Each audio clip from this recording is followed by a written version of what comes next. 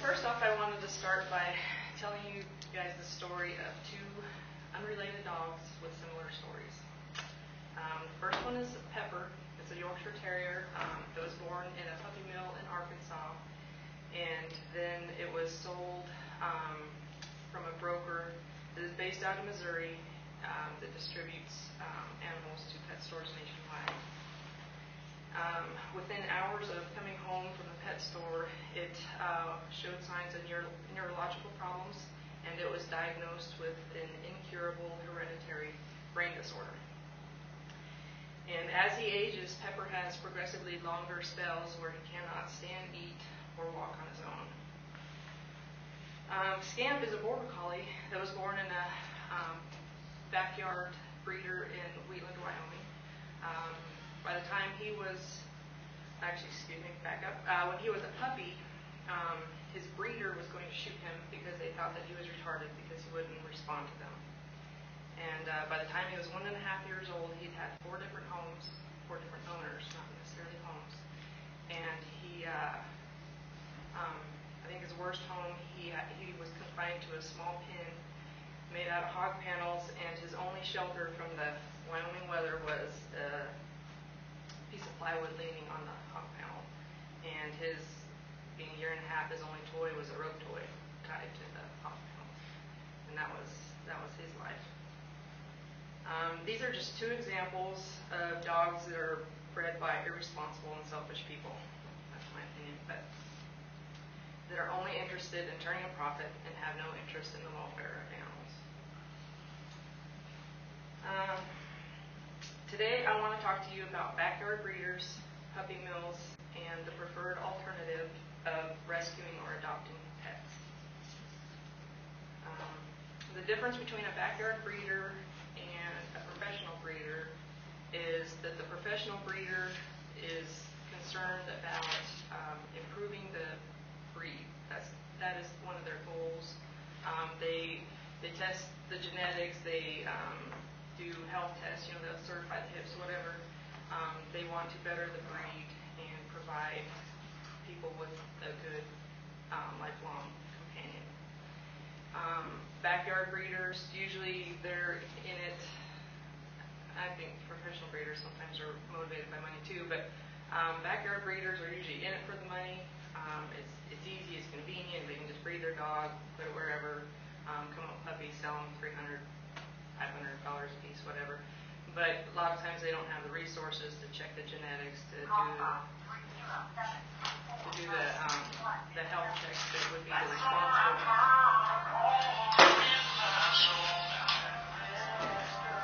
the responsible thing to do to ensure the longevity and health of the dog and the happiness of the owners. Let's see. Oh, and then 2 professional breeders, generally they screen potential owners. They'll do background checks or whatever. Backyard breeders generally don't. It's usually people they know, or they put an ad in the paper, and off the dogs go, and usually they don't see them again. And a lot of times, too, professional breeders will have you sign something that if you were ever unable to take care of the dog or animal or something comes up, that they will take the animal back.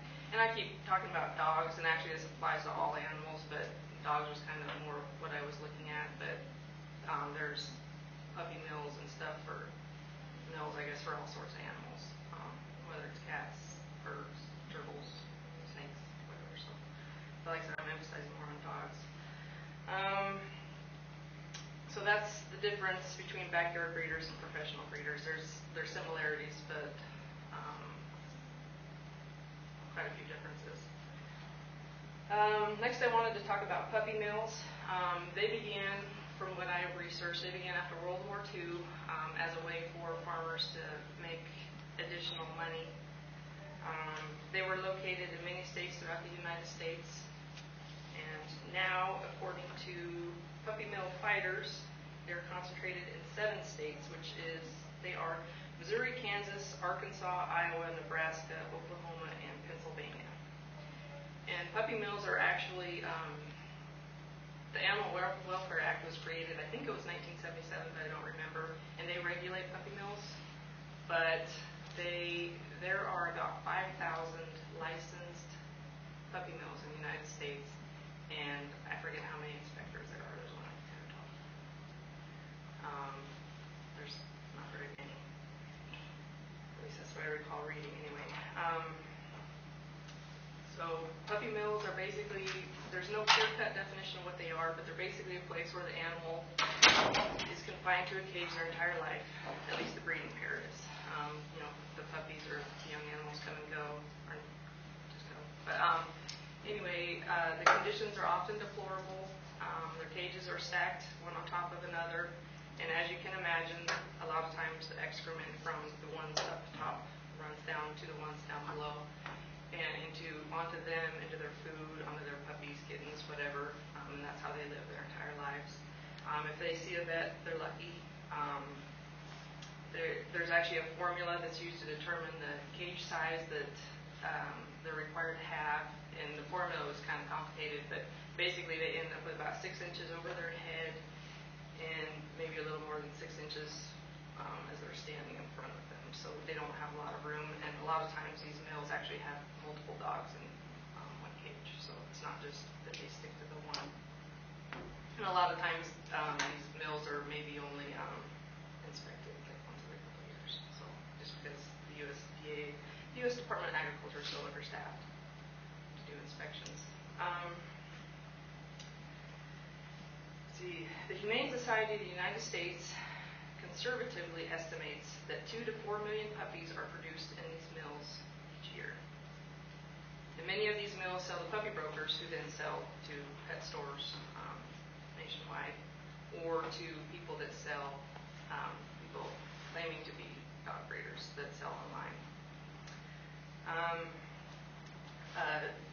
The dogs that come from these puppy mills are basically placed into 2 categories. Grade A, well, I guess there's 3 technically. Grade A, which they sell to pet stores. Grade B, which usually they go to flea markets, auctions, or get sold online. And then the grade C, which usually they're born with deformities, whether it's, you name it, you know, no eyes to no legs to whatever, then they become breeders. So that is what is being put back into the gene pool, is these deformed dogs. And it's, anyway. See, the Pet Industry Joint Advisory Council estimates that 400,000 to 500,000 puppies are sold each year from U.S. pet stores alone. That's a lot. One of the largest pet stores is Petland Incorporated. It's an international chain with 131 stores in 32 states and 61 stores in 5 countries. And the bulk of their puppies are supplied by Hunt Corporation, which is based out of Goodman, Missouri. And actually, I was looking at them again online last night, and they look good. If you type in Hunt Corporation online, you know, they don't look bad. They've got lots of dogs in their cages. They're clean, but you have to remember that they keep these puppies for 5 days at the most before they're shipped off to pet stores. Let's see.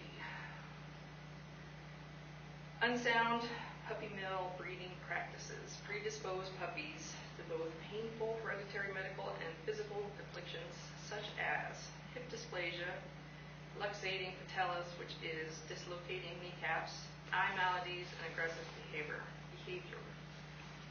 Life-threatening genetic conditions such as liver and heart disease, autoimmune disorders, and seizures